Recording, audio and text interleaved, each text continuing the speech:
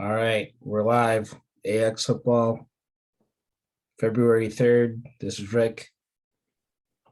I embody, you know what I do, man. I drop knowledge. It's not for everybody, but those that listen go far in life. So where do we start today? There was a couple games. AFCON, man. Couple games. The first one is the AFCON semifinal between Cameroon and Egypt. Of course, I actually thought Cameroon was one of the favorites to win it, and it looked like they had a little bit of nepotism in their favor. That good old, paying off the referee. Some interesting decisions in that game that I thought maybe were called the wrong way, but Egypt ended up pulling it off. Man, I was actually busy at work today until you messaged me that the game is going on. So I turned it on. All I saw was Cameroon just going up and down. They weren't playing the best soccer by the time I turned it on, based on what you told me. But I saw some of the calls the ref was making. I'm like, man, this is classic. That's what makes AFCON fun, man. It has a little bit of there was comedy everywhere. Any small touch, and you think, some voodoo priest just pull somebody's leg. Some funny stuff. Sometimes they show good skill, sometimes they didn't. It was all over the place, but like we always say, man, once you get to PKs, man, unfortunately, I think the African players, like the sub-Saharan African players, our technique is not 100% that the composure you need in those type of moments. Egypt was going to win, but I thought Cameroon was the better team. I think the Egypt team is shit, to be honest. They have Mo Salah and the rest of them are just mommy carriers, this shit, so. But they made it to the final, Mo Salah against his teammate, Mane, so that should be a good one. And they actually play against each other for the World Cup qualifier too, so that should be pretty interesting. I think, it should be good. The yesterday's game I thought was pretty even until the last 10 minutes or so. Then Senegal broke through. I'm hoping Senegal can do it. Their defense pretty good enough. Both center backs solid. They have the goalkeepers, and I think they have enough game changers in there too. They've gotten stronger as the event goes on, and I think that's how normally the teams that win events don't start hot, but each game they get better and better, and that's what Senegal has been doing. So I think they'll probably end up winning it. I hope that's my goal. I agree with you on that one. I think Senegal's picking up speed at the right time for the final. So I wouldn't be surprised actually if they won by a couple goals even. But going back to the PK, so you saw an Egypt team where the coach made a lot of subs, or I guess the coaches, they all had to communicate via the earpiece and the walkie-talkies because they kept getting sent off. So they had to communicate that way. He was making a lot of subs, bringing on a lot of actually quality players off the bench. Zizou, Ramadan Sobi, Trezeguet. These are pretty decent or above average quality players that he just had sitting on the bench. So that made you kind of think maybe he thought this was a game they needed to sit back, defend a little bit, take a little bit more pressure, be solid first, and then later on he put in all these players. And a couple of them actually took PKs as well. Zizou, I guess, is a known PK specialist. So he took one. Lachine, who replaced El Neni, he also took one, scored his as well. So I think that's pretty good coaching, if not from the match management standpoint of starting defensively, then throw your game changers on late, then definitely, at least for the PKs, when you're bringing on your more finesse players, the technical players who can be a little bit more composed, something that Cameroon definitely did not have. I mean, it's all whoever is prepared, man. That's what they say. Luck is when preparation meets opportunity, right? The moment you saw how the game was going, both teams were not creating too many chances. You have to now start going into your pocketbook to go, okay, who do I need on the field by the time the game ends? And I think Egypt, they have a good coaching staff. I'll give them that. They made the right decisions. I think Cameroon stuck to their guns. The players that took the PKs weren't even some of their most technical ones under composure. And then you have to remember, you're playing at home. So it's even double the pressure. These players that miss, man, they're not going to hear the end of this. I'll give you a good example. Samuel Jan missed the PK for Ghana in the World Cup, even though he's the one that pretty much got us to where we got to until he missed that PK. He's never been forgiven. This thing is a religion in Africa, especially sub-Saharan Africa. So it's a lot of pressure. Now, I bet you the reason why the players that took the PK was when they got there, coaches like, who wants to take a PK? And some of them just backed out. Like, nah, man, I don't want to do it, because they know what happens if you miss a PK, especially when you're the home country. So the moment they got to PKs, it was going to be a lose-lose situation for them. The only way they were going to win that game was in normal play or in extra time, but not in PK. So credit to Egypt. They made it there again. I hope they don't win the freaking final though, for real. But who knows, man? They might do what they did to Tunisia and Cameroon. Just make sure they don't concede. Try and steal a goal through Mo Salah, or get to PKs and steal it there. So.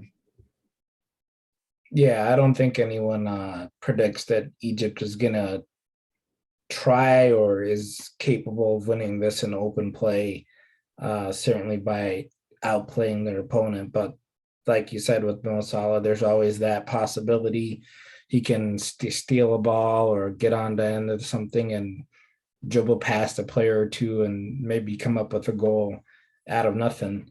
For Cameroon, I thought it was interesting.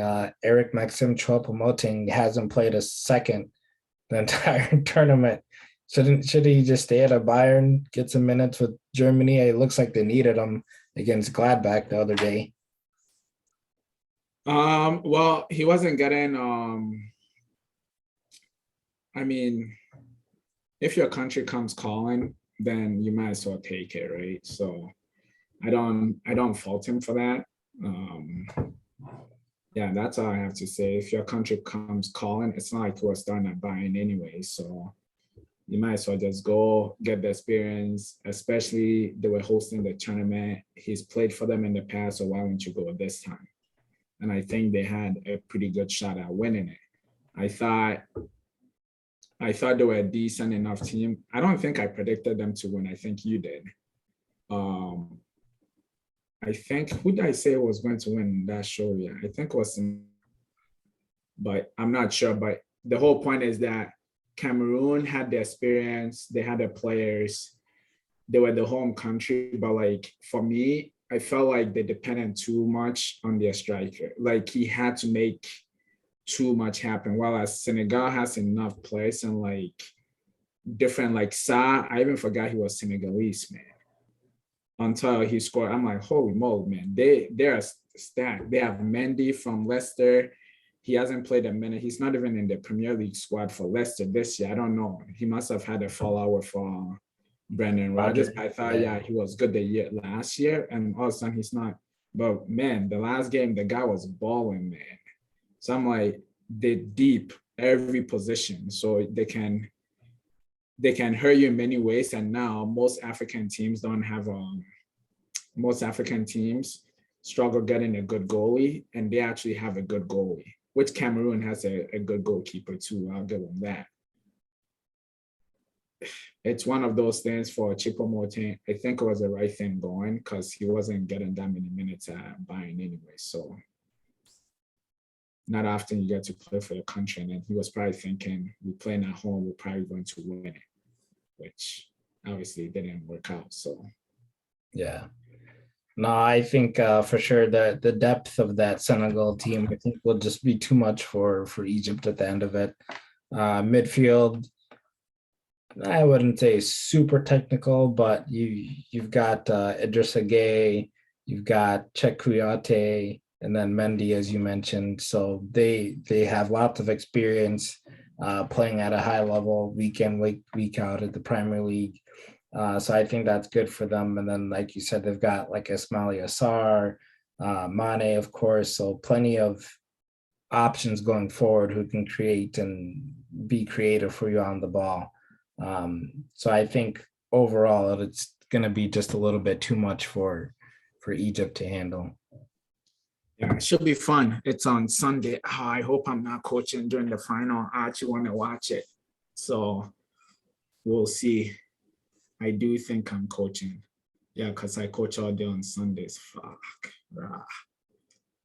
If these kids don't show up ready to train, man, they run and they make him miss a good game. I think it'll be a good game.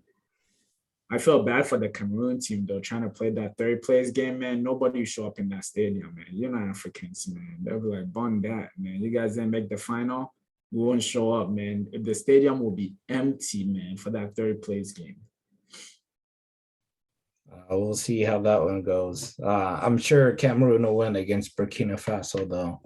If not, I think that's a pretty big disappointment if they end up finishing fourth. Yeah, that would be tough. So the other game on today, Real Madrid lost to Athletic Bilbao, 89th minute game winner. What's going on with Real Madrid? Should they have done better, worse? Is this to be expected?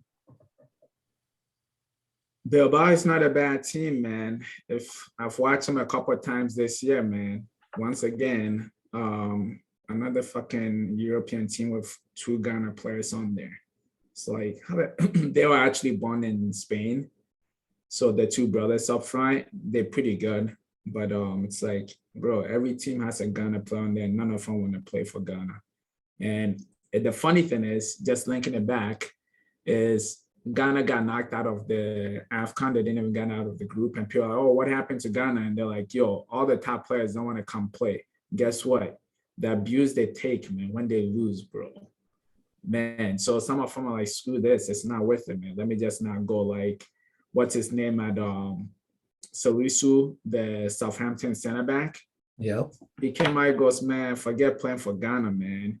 You go and you get abused, man. And then so they even got on him more, man, attacking his family and stuff. So now it's like, okay, you play next time. But it's serious. But yeah, Real Madrid, Bilbao has been playing pretty good all year, to be honest. They don't give up too many goals, but they don't score too many either.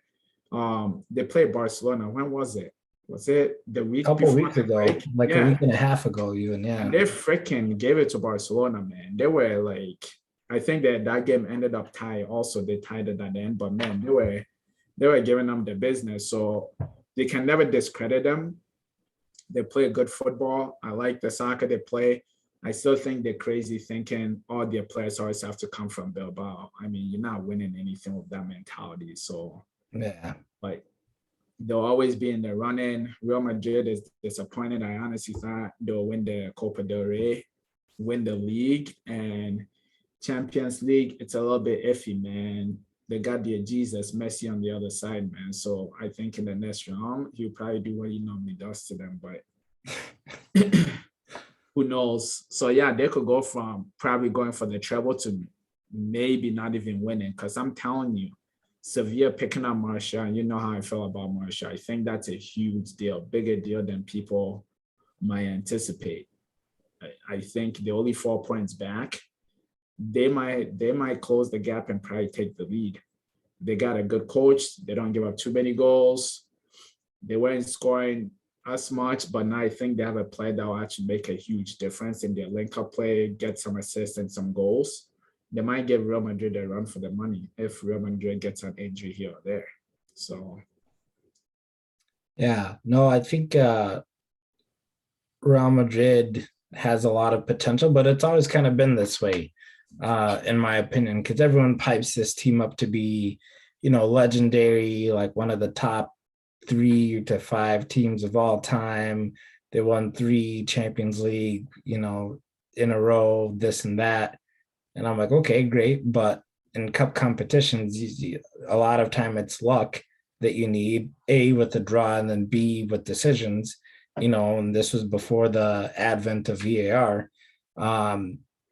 to help get your team through. And then obviously once you get to the final, you have players like Ronaldo, Bale, Di Maria, etc., who put on fantastic performances to push your team across the line.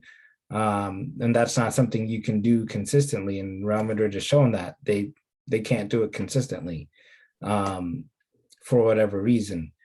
For me, the one thing this team has always needed that they couldn't do is to win a treble. That's what would cement them in place as one of the best teams of all time. Is to say, okay, everybody thinks we're, just slightly above average, which is what I think they are, slightly above average based off of the way they play in big games, sitting back and counterattacking. You need to go out and win a treble just to say, look at this. We dominated in our league, we dominated in Europe, and we won the cup competition as well. Now give us our respect. But like they showed today, they just don't have the medal sometimes when going gets tough. I mean, I think they're slightly above average, but man, I told you about Militao, man. You can't fucking win anything with that guy. Same thing as Kempembe at PSG. These guys are fucking idiots. Their decision making for being a top level club is almost criminal. And when the going gets tough, they have a mistake or two in them. Unfortunately, when you're in a cup competition, you can't make it up. That mistake comes, other team pounce on it, and that's it. It's game over. So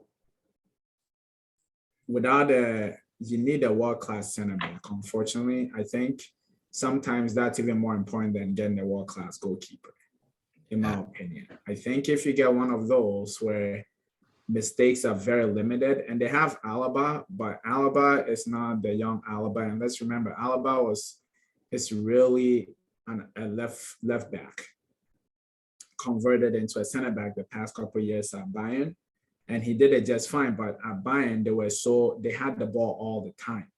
They were so dominant, so he rarely had to defend.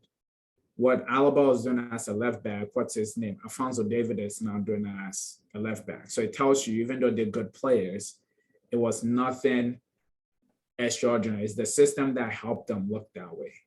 Now, when you come to Spain, Real Madrid is not a possession team. They don't hold on to the ball. Even though they have the talent, they don't normally control possession. So that means a lot of teams they play against normally get chances against them. So if your center backs are not good enough, eventually you are exposed. Because even though they're winning pretty good, they still give up quite a few amount of goals, which for their dominance, or if you just look on paper, you should go, yeah, this team is solid, but let's look at the defenders. Marcelo is on the end. Mendy sometimes plays, sometimes doesn't. They have Alaba on the back end in terms of soccer age.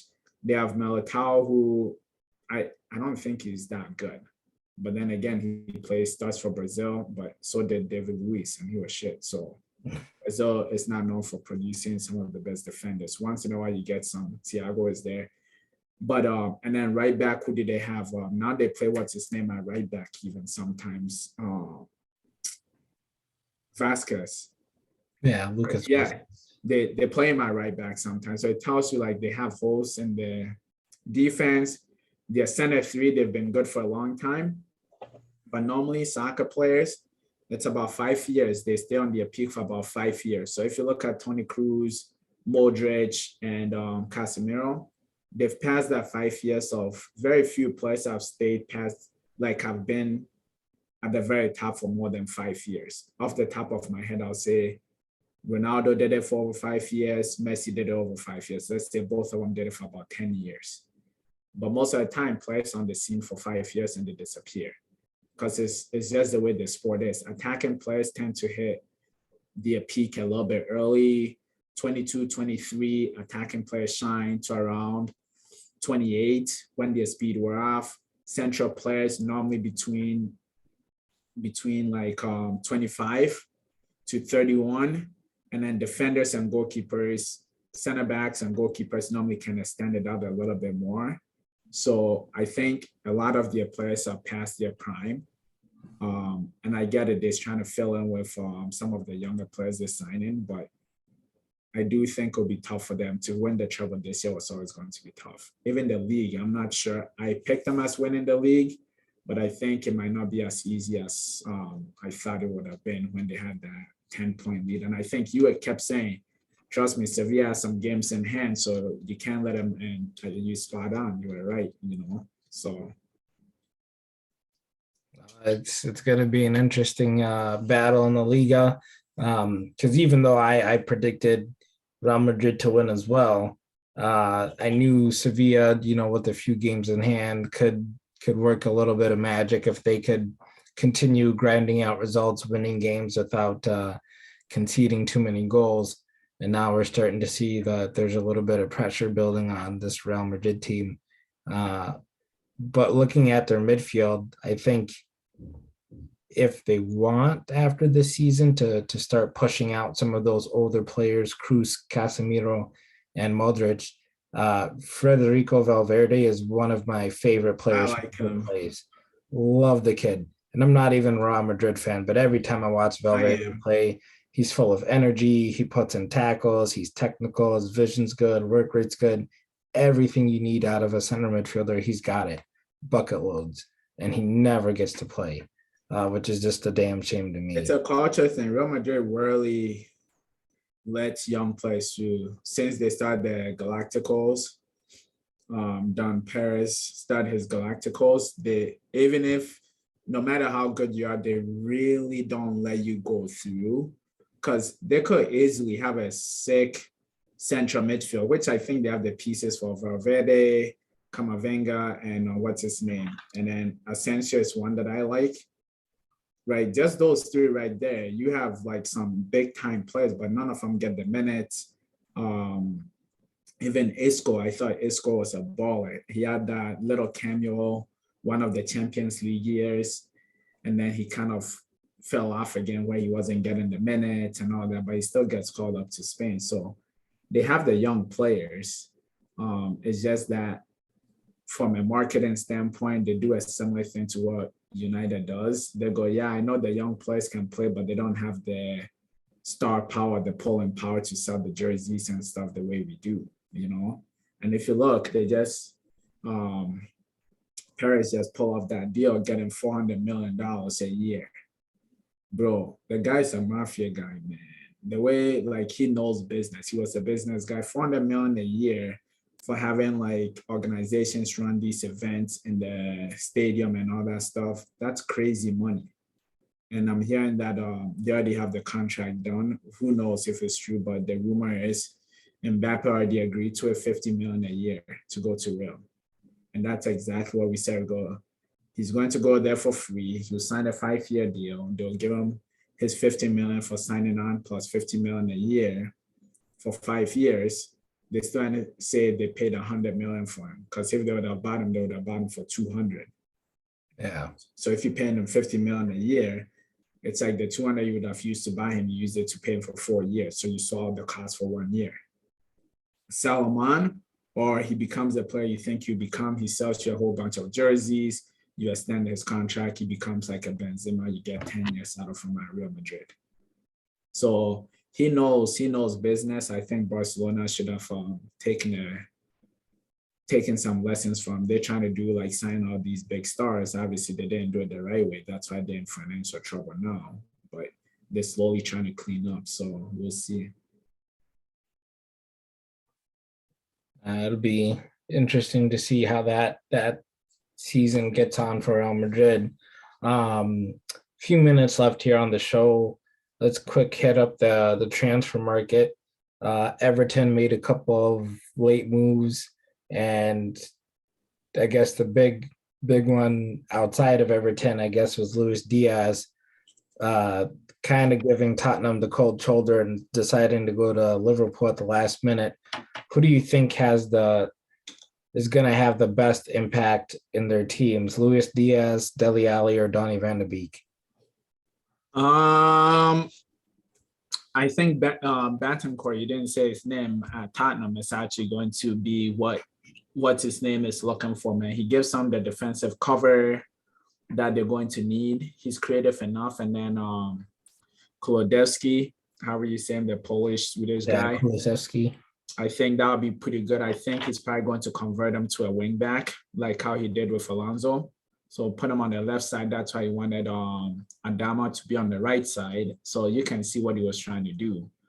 But since you didn't mention those two players' name, out of those three, I think it's probably going to be Van de Beek. I think Dele Alli is just a lazy player. And the funny thing is he's pretty similar to what Van de Beek does. So it was surprising that they signed both of them. I think Diaz is good. He's not bad, but Liverpool, the way they normally do stuff is they slowly ease players in, kind of how they slowly ease Jota in. So I think Mane will come back. You say Mane is tired from AFCON and Salah. He play him here and there, but eventually his usual guys will come back in. And I think his bigger impact will come in next year when he's gotten used to how Liverpool does stuff. So I think Donny is going to have the biggest impact, I think. But long term, I think will be Diaz. Yeah, and I could agree with those moves as well. And I was actually saving Bentancur and Kulusevski so that I could add them to Bruno Guimaraes, who signed for Newcastle. Oh, gotcha. Guimaraes, Bentancur, Kulusevski, who do you think of those three will have the biggest impact for their teams? I still think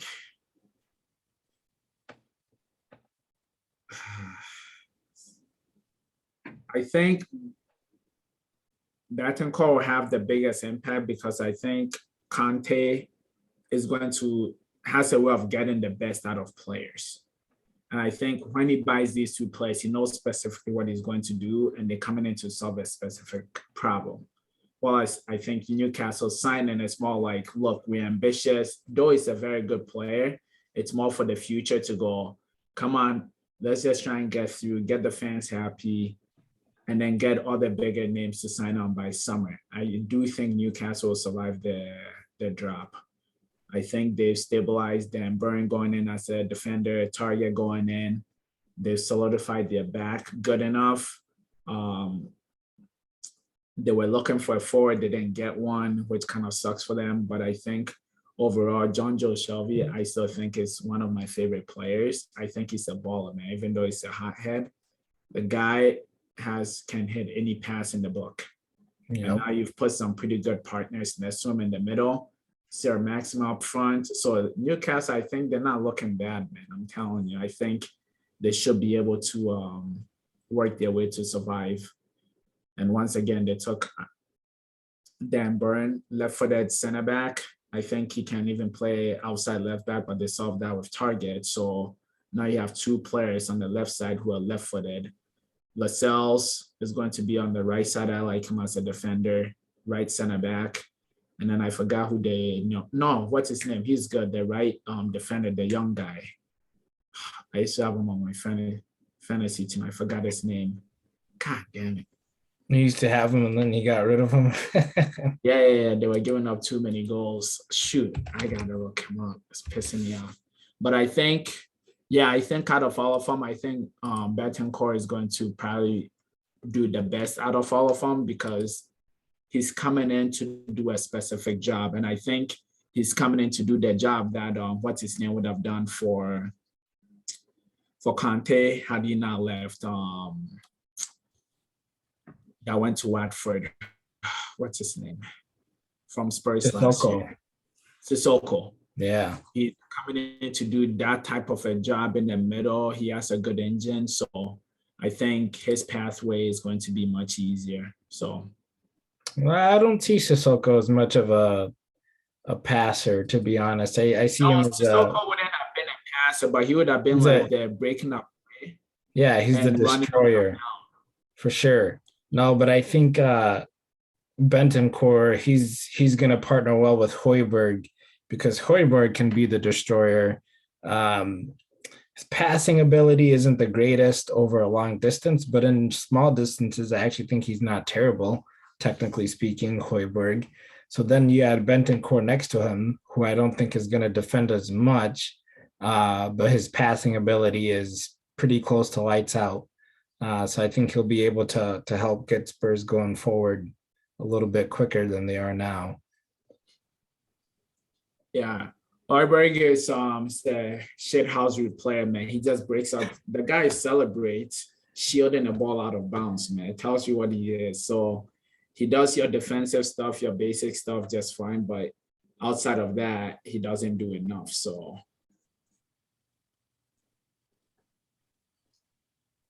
It's pretty good. I'm looking forward to watching this Newcastle team over the next couple of weeks, see how they get on. All the new players gelling in with the rest of the team. And honestly, I just hope they all stay fit. bro, If they can avoid injuries, I actually do think it's going to be a pretty entertaining team to watch. relegation might be much more fun than the top of the table, but I'm telling you, the reason why United didn't want to outsread in this is like a couple years ago when they won the Longstaff and Newcastle didn't sell. I go, man, tells you how bad United have been with their recruiting. They literally won a Longstaff. And Newcastle didn't sell because he scored those 2 goals against us.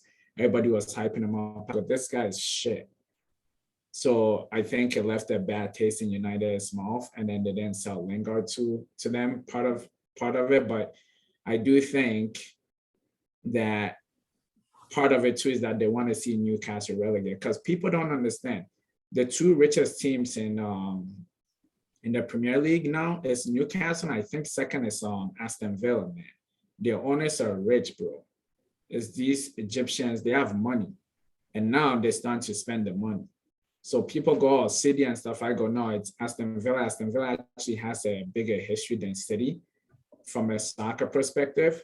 And they slowly build. And Newcastle, I think, has their stadium holds the second most fans. So the only thing they got to do is they got to change that jersey, though. That they can't be winners in that jersey. So I think they need to upgrade the jersey, but now they have the money. I want them to survive, because I'm telling you, United, Arsenal, Tottenham, these 3 clubs, and even Liverpool, I think they might not see the freaking top 4 again. If Aston doing what they're doing and Gerrard pulls through and Newcastle does it right the way, it gives you 2 teams that will be battling for.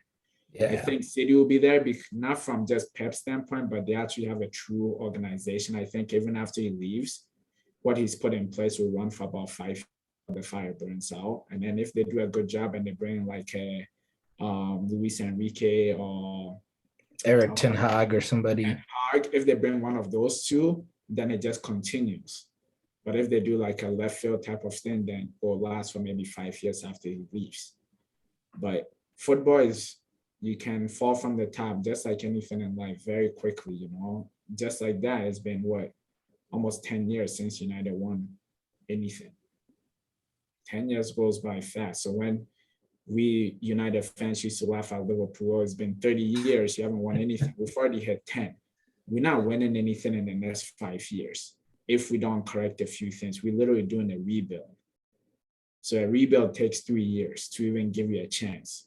So by the time this next rebuild will be done, that'll be 15 years since you won anything. And that's with the assumption, now you've added Aston Villa that has money, Newcastle that has money, City that has the structure, Vladimir Putin that will just do whatever is needed if he needs to win one real quick. I do think Liverpool will fall off, though, as soon as Klopp leaves, because they're still cheap as hell. And what he's doing now is specific to just him, just like it was at Dortmund. You know, what he did, it cannot be continued without him. So. No, I agree. It's going to be interesting watching the Premier League structure kind of reshape in the next few years here.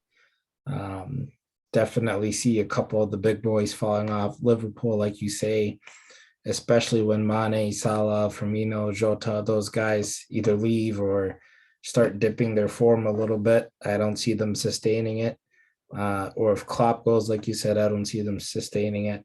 United shambles, no idea what the hell they're going to do to get back into the argument for top spot. So yeah, it's really open for anybody. That's how it goes, man. What do we know, man? But most of the stuff we do say seems to come through. So at some point, people got to give us credit, man, that we do know what the fuck we're talking about.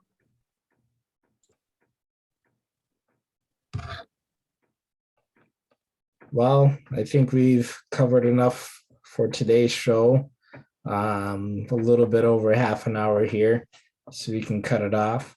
We'll be back next week, do a little bit of a preview for the Champions League games that are coming the week after. Some Premier League action, La Liga action, Serie A, Bundesliga. Everybody's coming back either this week or next week. So next week's show should be a little bit more action packed. We'll have a winner of the AFCON tournament, so we can talk about that as well. Um, whatever else you guys want us to talk about, let us know. Subscribe. Comment, like, subscribe, share, do your thing. Oh, by the way, man, we hit our 50 subscribers, man. We hit it sooner than we thought, man. So we gotta name somebody and pay somebody $50, man. So that's very true. Thank you to all the loyal fans out there. YouTube already hit 50 subscribers. Obviously looking to reach as high as we can go here. But we appreciate it. And yeah, there will be somebody getting $50. So stay tuned. one subscriber at a time, man. We're going to build a fun community. So that's what I'm excited about. Make sure you subscribe as always. I am Body in the house. Peace. See you guys next week.